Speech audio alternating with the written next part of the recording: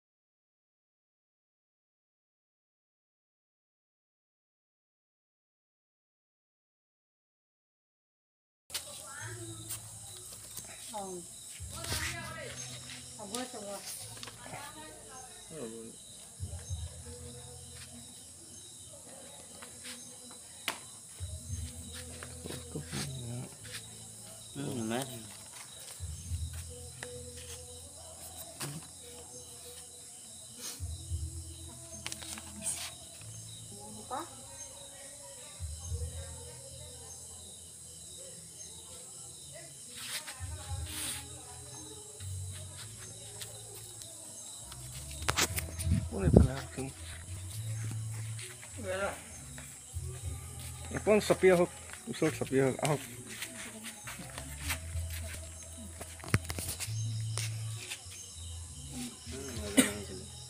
মাতি দিবি একো নাই।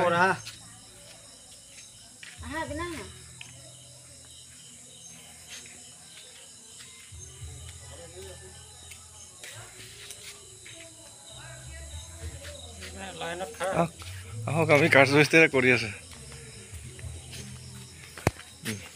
হেৰি ভাইটি, তুমি হেৰি মোবাইলটো ধৰি দিয়াচোন, এই ফটোটো মাৰি দিয়াচোন।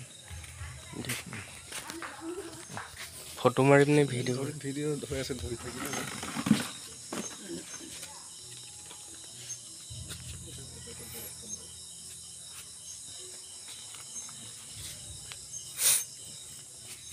চবেই ওলাইছে ন, অকণমান পিছফালৰ পৰা লৈ লওক লাগিলে, অকণমান ওচৰত এতিয়া ফটো ওলাম নহয়। আপোনালোকে ইয়াৰ ওচৰত আহক, আন্ধাৰ হৈ আছে, দেখাই নাপাব।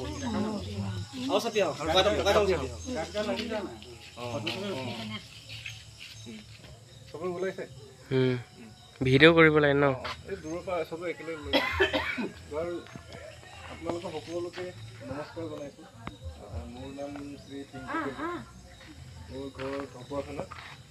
মই দুগম ক্ৰাইষ্ট স্কুলৰ ওচৰত থাকোঁ আৰু চাকৰি মোৰ বিশ্বনাথ চাৰিআলি। আৰু আজি একচুৱেলি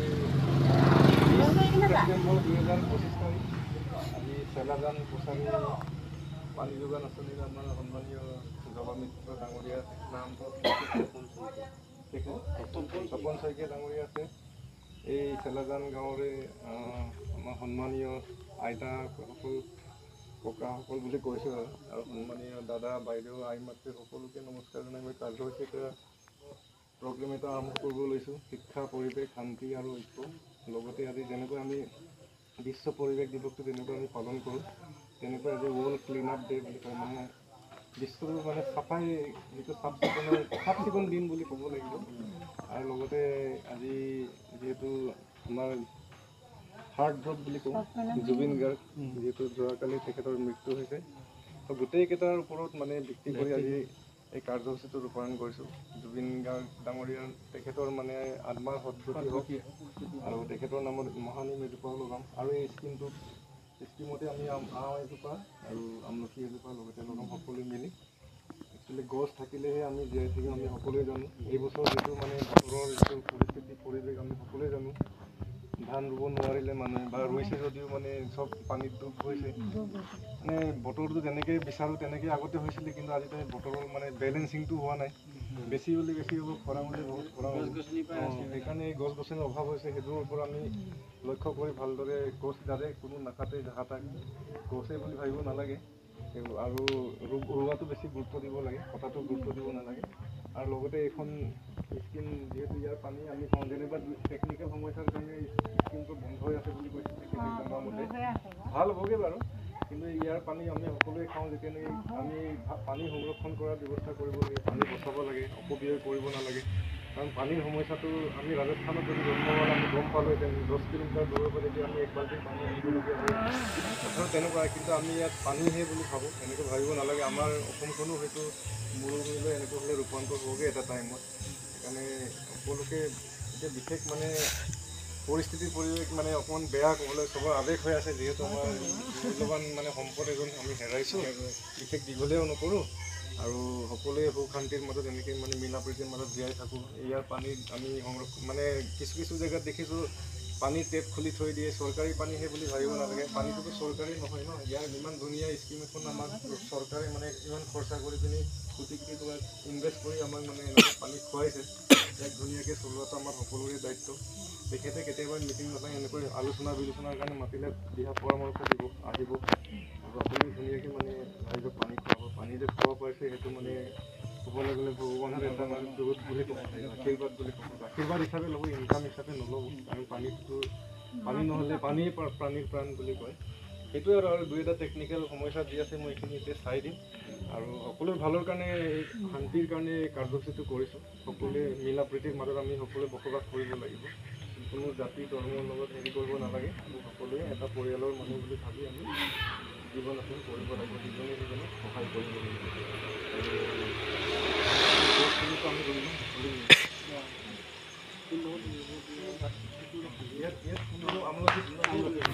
আমি কৰিব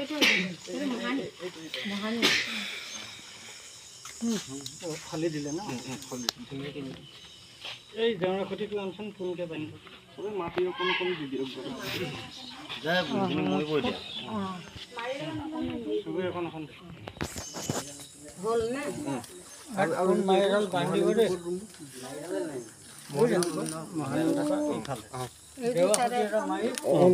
এইটো মই বান্ধি দিম বাৰু।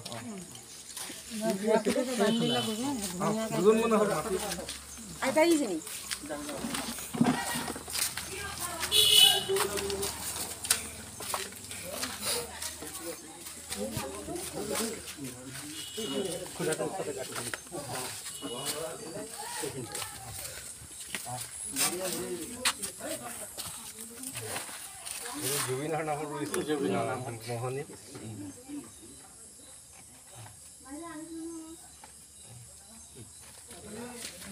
এইখিনি কাম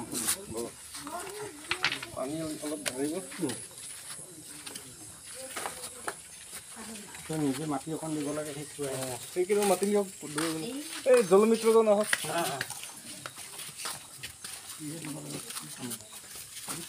খালি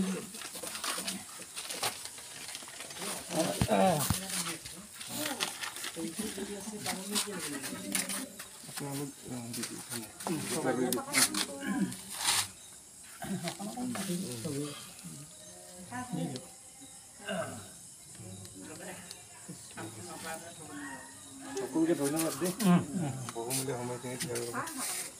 মই গছৰকেইটা চাইডে মই এইটো ঠিক কৰি দিম। থেংক ইউ দেই, তুমি মাতি অলপ দিলে লাগিল। এইফালে ৰুলো হ'ব। নামকেইটা লিখিব দিয়ক বাৰু।